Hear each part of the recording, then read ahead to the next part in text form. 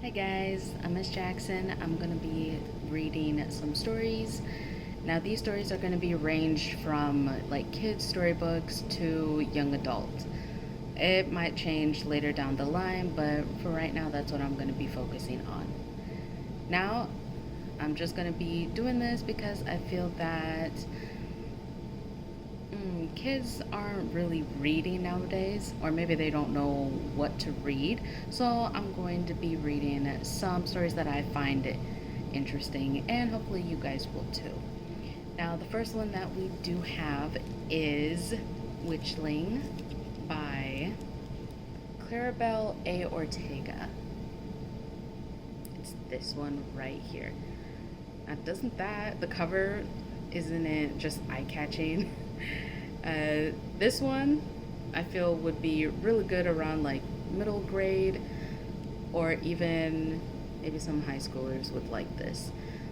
But let's see. I always read the synopsis here because we don't want to go in completely blind. We want to know exactly what we're going into here. So it's Can three witchlings do the impossible? Every year in the magical town of Ravenskill, young witchlings participate in the Black Moon ceremony, are placed into covens, and come into their powers as full-fledged witches. 12-year-old Seven Salazar can't wait to be placed in-house Hyacinth with her best friend. She's worked so hard to get the best possible placement and to avoid being a spare, a leftover witch with the lesser powers looked down on by everyone. But on the night of the ceremony, in front of the entire town, Seven isn't placed into house Hyacinth or in one of the 5 covens at all. She's a spare. Even worse, when Seven and the other 2 spares perform the magic circle to seal their coven, it doesn't work. They're stuck as witchlings and will lose their magical abilities for good. Seven invokes her only option, the impossible task. The 3 spares must defeat the dreaded night beast. If they work together and succeed, their coven will be sealed and they'll gain their full powers. And if they fail, well, the last coven to make the attempt ended up being turned into toads forever. So it looks like we have quite the fun journey ahead of us. Now, before I do start stories, I'm going to take a page out of LeVar Burton's book, and we're going to take a deep breath in.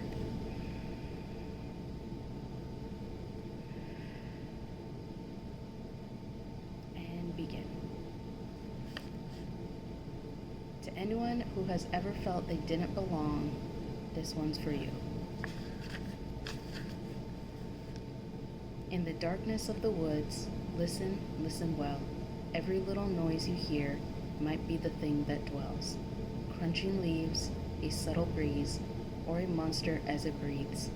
Now, the monster is hunting you. It is too late. We've let him loose. Lock the windows, shut the lights, wrap your little ones up tight. Hang the roof and heed the bells. Beware, beware, the thing that dwells. The Ballad of the Night Beast from the 12 Towns Book of Folk Song. Chapter 1, Anything But a Spare. It was the night of the Black Moon ceremony, and the very last thing Seven Salazar wanted was to be a spare witch. Now that she was 12, she'd be placed in her coven, but like every ceremony before, tonight 3 witches would be left over. Spares. Nobody ever wanted to be a spare. Seven had done everything she could think of, studied for her CAT exams, attended every witching social event she could fit on her calendar. She'd even joined the toad racing team and gotten stunk with the slowest, crankiest toad of the lot. At least his name, Edgar Allan Toad, sort of made up for it, but only sort of. It wasn't like Seven had to do all those things either. Everyone in her year got to participate in the Black Moon ceremony, of course, but it was a long-standing belief among witchlings that the harder you studied and worked, the more likely you were to get into one of the cool covens. Seven tied her combat boots and slipped on her oversized purple hoodie before securing her pointy hat on her curly hair with some pins. They'd give her a giant black ceremonial robe when she got to the town square, but it was thin and the night was cold. She didn't want to freeze her buns off. She shot a quick text to her best friend, Poppy, telling her how excited she was for tonight. "Duh," Poppy wrote back. "And me too. Can't wait to be Coven sisters." Seven smiled at the message as she walked into the kitchen, where her mother, Fox, was putting the celebration cake in the fridge to cool. "Sev, you've got your amulet, right?" Fox wiped her slender fingers on her apron and let down her curly red hair.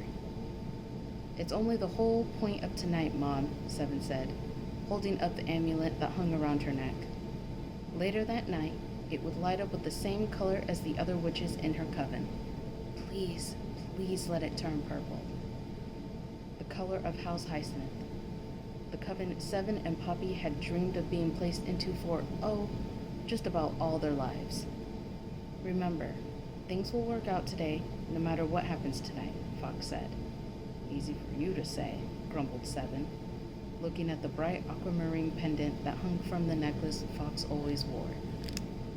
The blue stone signified House of Stars, one of the most popular covens. Seven would have a much better chance of achieving her biggest dream, becoming a witching world-famous journalist, if she was in one of the powerful covens, like her mom. It was pretty much the opposite of being a spare. Because being a spare meant your destiny and magic didn't match up with anyone else's. Being a spare meant you didn't belong, and Seven wanted desperately to belong. As Fox moved around the kitchen, the moonlight hit her pendant and seemed to adorn everything around her with shimmering stars. Seven used to wonder if her mother had gotten her name because of her red hair, which she always thought looked lovely with her deep brown skin and freckled face. Seven looked more like her dad, tawny brown skin and dark curls. But now she knew it was more likely that her mother had been named Fox because of how cunning she was. In their world, the 12 towns, a child's name was a prophecy, passed down from a grandmother or the town gran, their leader. Seven had no idea what her name meant. Not yet anyway. But like any name given in Ravenskill, one day its meaning would be discovered. It was just a matter of time. Seven began tapping drum beats on the closest object, trying to match the beat of her fluttering heart. "You're still nervous about being a spare?" Seven's father, Talus, asked, strolling into the room. He was carrying her baby brother, Brochure, who everyone affectionately called Beefy, because of both his roundness and his unusual strength. He was also unusually tall for his age, already 3 toadstools long, when Seven had only been 2 when she was a baby. Beefy pulled on his father's ear, and Talus cringed. The baby's grip could be painful. Seven rubbed her scalp, wore flashbacks of Beefy pulling on her curly hair coming back to her. "I'm not just nervous, Dad. I'm freaking out. What if I didn't do enough? Or what if the magic gets fudged somehow? Or," Seven dropped her voice to an ominous whisper, "I get placed with Valley." Valley Pepperhorn was the literal worst. Valley had been bullying Seven for as long as she could remember, putting weird things in her rucksack, hiding Edgar Allan Toad before a race, or giving dirty looks to Seven and Poppy. She was mean, scary, and came from one of the families on the hill. They were the wealthiest witches in town, and thought they ran everything. Well, they sort of did run everything, actually. The only witches they couldn't go up against were the town gran and uncle. The chances of that happening are not high, but even if it does, any witch can be a friend if you just give them a chance, her mother said. Seven held back a snort. Seven was almost positive Valley was a cuckoo, or at the very least, part gremlin. Her parents didn't see the way Valley snapped at their professors and didn't seem to care about her schoolwork or how she was always on her own doing sneaky, probably terrible things. Sometimes, when Seven thought about it, when she thought what her life would be like without Poppy and without her family, she felt almost sad for Valley, who had no friends and the scariest parents ever. But then Valley would do another awful thing, and Seven wouldn't feel so bad for her anymore. None of it would matter after tonight anyway, Seven reminded herself, because once she and Poppy were placed in House Hyacinth, she wouldn't have to deal with Valley ever again. In all the past Ravenskillian Black Moon ceremonies she'd researched in preparation, not one showed an example of best friends sorted into different covens. Jordan Whisperbrew, the famous, coolest reporter of all time, and Seven's idol, was sorted into House Hyacinth right alongside their best friend, and now owner of the Squawking Crow newspaper, Inkpen Killian. They were a dynamic duo, and Seven looked forward to her and Poppy following in their footsteps. Come on then, it's almost midnight, and the Grand will hex us if we're late, Tells grunted as he placed Beefy in his stroller. The baby swung his legs and cooed happily as he was strapped in. When he was done, Talus kneeled down in front of Seven. A hug for good luck, he asked, and Seven smiled as her dad pulled her into a warm embrace. Talus, short for talisman, had always been lucky. Seven pinched his cheeks before a test for an extra boost. A brilliant blue pendant hung from his neck, the same color as her mother's. It's how her parents had met, after all. They'd been placed in the same coven as kids. No matter what happens tonight, we're all proud of you, said Talus. Seven scrunched her face at him. Even Beefy? Talus laughed. Especially Beefy. He has no idea what's going on, but he's still proud of you too. Let's go.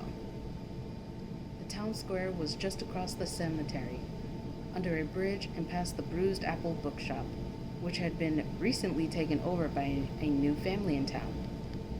A shadow dashed across the night, and Seven jumped, clutching her mother's arm.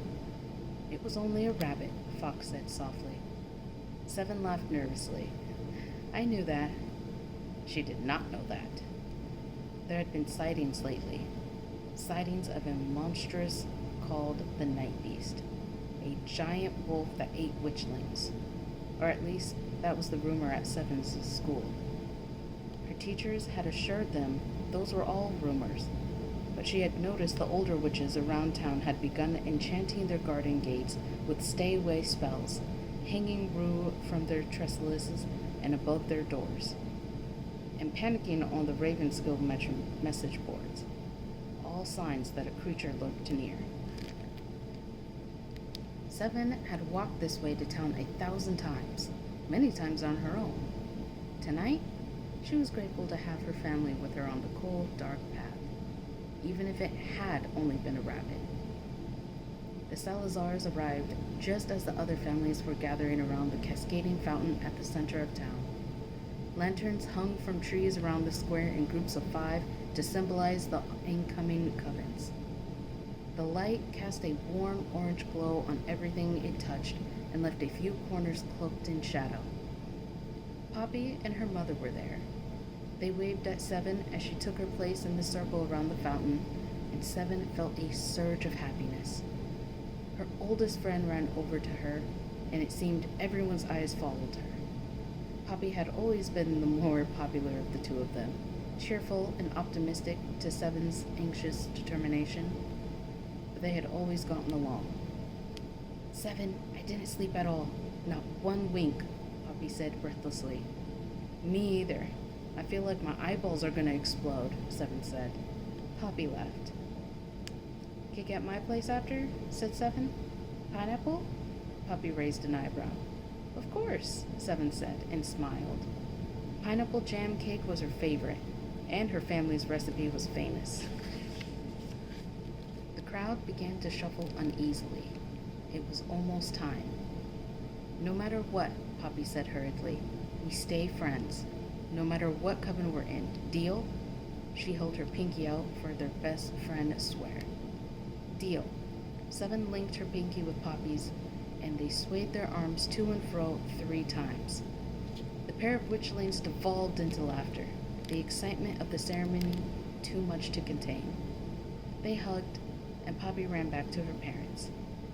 The town uncle, second in command to the Gran, walked around handing each witchling a long black robe. He was the most powerful witch in Ravenskill after the Gran. Town's Grans got their powers from the stars, while town uncles got their powers from nature and could even speak to animals. The uncle was charged not only with being the Gran's right hand in everything she did, but also in being the liaison for and caretaker of all the animals in Ravenskill, an immensely important job indeed. He wore the customary special occasion robe of the uncle, adorned with trees and various animals enchanted to scuttle about the fabric, and, of course, the bluebird brooch he received when he became uncle. "Here you go, 7 Salazar, correct?" the uncle asked when he reached 7. "Yep." 7 took the folded black robe as the uncle crouched down to coo at Beefy. "Oh my, look at his fat little feet," the uncle said sweetly. Just then, Beefy grabbed the uncle's furry green hat and began to chew on it. "So sorry," said 7, pulling the hat, not without a struggle, from Beefy's grip and handing it back to the uncle. The uncle just laughed and moved on to the next witchling. Talus and Fox retreated to the outer circles with Beefy and Tub, giving 7 an encouraging smile and snapping pictures as they joined the other parents. The ceremony was about to begin. 7 slipped into her robe, taking deep breaths and softly chanting, "Not to spare, not a spare, not a spare," as if it were a life-saving spell. "Sorry!" Someone bumped into 7 from behind and nearly knocked her into the fountain, which was now lit up with a deep green glow. "Careful," 7 said, straightening up to face the girl who'd bumped her. It was someone she'd never seen before. "The Gran is watching us." The Gran had arrived and was standing on a floating platform at the center of the fountain, water splashing just below her feet. Though it was dark and foggy, she seemed to eye each of them carefully, and 7 swore she could see inside her brain. Like most everyone else, the Gran was dressed in all black, but the fabric of the Gran's long black cloak was enchanted to look like the night sky.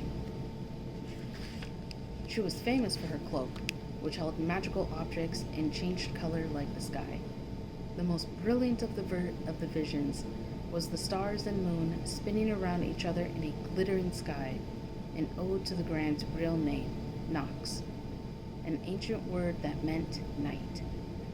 From under her pointy hat fell a cascade of gray braids that she always had done in the colder months, her tight curls loose and flowing whenever it was warm out.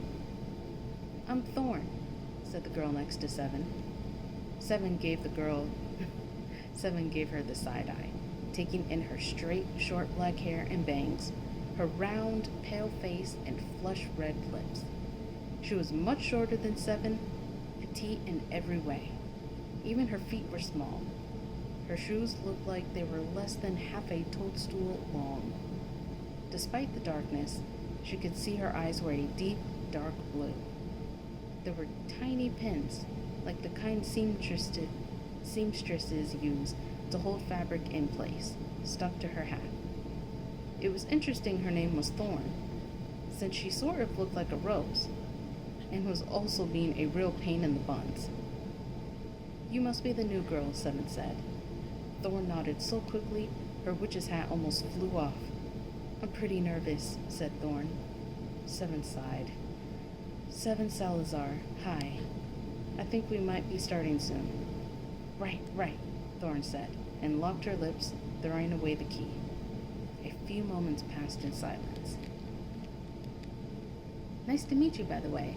Which coven are you hoping to be placed in?" whispered Thorn, almost immediately forgetting her locked mouth. Mercifully, the Gran raised her arms then, and the crowd went silent, saving 7 from having to fib and say whatever she got would be a blessing. From the moment they began their magical training, they were told, and told again and again, that their coven was their destiny, and that being ungrateful for fate's gifts would curse them with bad luck, or even worse than bad luck. If you truly didn't accept your given house, then you couldn't be sealed with your coven during the ceremony. They'd stay witchlings, but that hadn't happened in many years. Tonight marks the 250th Black Moon ceremony in the town of Ravenskill, the Grand began to say. Everyone clapped politely. Across from Seven's line of vision stood Valley's parents. They wore expensive-looking coats with sharp lines and leather gloves. They stood rigid, looking in Valley's direction intently. After each one of the Grand's proclamations, while everyone else cheered loudly, they barely clapped, as if this was the most boring event in the world. Valley looked miserable. But then again, she always did. She stood opposite Seven in the circle of witchlings, scowling, her hair tucked behind her ears, and her hat sitting haphazardly on her head. "I am so nervous," whispered Thorn again. Seven had to force herself not to move away. Instead, through clenched teeth, she warned, "Stop talking, or I'm going to hex you to be my toad's wife." That shut her up, at least for now. "And now," exclaimed the Gran, "for the reason we're all gathered here tonight, the forming of the covens." Where before there was a low murmur of noise throughout the square, now everything was deadly quiet. "Witchlings, prepare your amulets!" With a collective ruffle of fabric, the 28 witchlings pulled out their crystal amulets, which hung from black cords around their necks, and held them in front of their faces. "Now, intone the spell with me." All at once, voices rose, reciting the Black Moon song they'd known all their lives but were not allowed to sing aloud until this night. Seven's heart fluttered as she began. "A coven is 5, in death and in life. To believe, to protect, never doubt or neglect. Bound with our magic before the Black Moon, bound by a circle, for no circle spells doom." As the final words left her lips, purple smoke snaked from their mouths to dance in the center of the circle, right above the Grand's head. Then, with the flick of her wand, she sent the smoke careening back and straight into the amulets, which began to whirl and vibrate.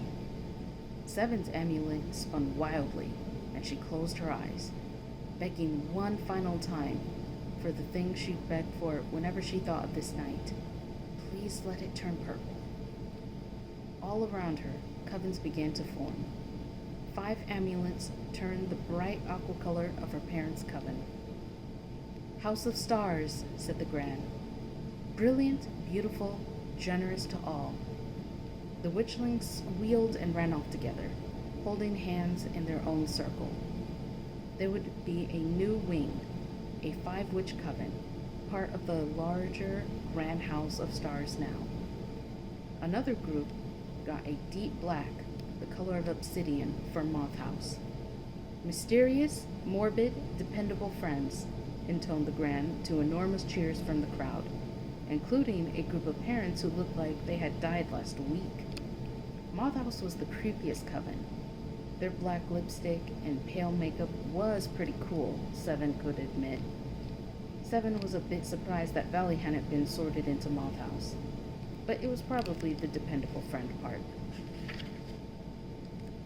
Witchlings embraced and joined their new covens happily, and all the while Seven waited, eyeing Poppy anxiously. Next, the witchlings for the emerald-colored Frog House, focused, frugal, truthful to the last, were placed. And now there were only 2 covens left to form for the spares. There would be 3 spares tonight, Seven knew. Valley, being a spare, would make sense, since she was always falling behind in all her classes and had 0 friends. There were a few kids from her class, ones who never fit in, who Seven could see being sorted into the spare coven. A girl named Starlight whooped when her amulet began to glow purple. "This is it," thought Seven. House Hyacinth. Her house. Next came a boy named Cain, which Seven knew was short for hurricane. Seven and Poppy looked at each other, and Seven had to hold back a giggle, excited for their amulets to go purple. A girl she recognized from her class, one who always ignored her and whose name she couldn't remember, was chosen. And then her best friend was too. Seven's heart gave an awful lurch as the two friends looked at each other with delight. There was only one spot left. She glanced down at her own dull amulet, then over at her best friend. Poppy's amulet was a vibrant purple. Poppy's face dropped as she looked at Seven, all their plans of being coven sisters unraveling.